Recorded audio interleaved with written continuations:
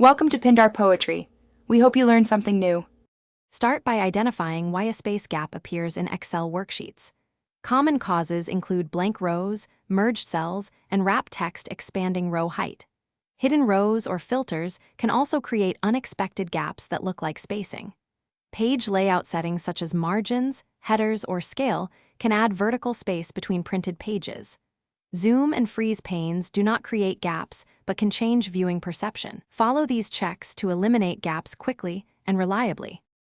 Begin fixing gaps by deleting blank rows using Go to Special and the Delete command. Select a column, press F5, choose Special, select blanks, then press Ctrl+ to remove rows. For merged cells, unmerge them and redistribute values into separate cells to restore normal spacing. If wrap text expands rows, turn off wrap text or adjust row height manually.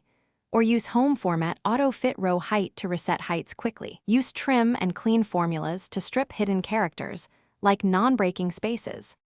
Use Page Break Preview to find large gaps before printing or exporting to PDF. Drag blue page break lines to shrink gaps or choose View Page Break Preview.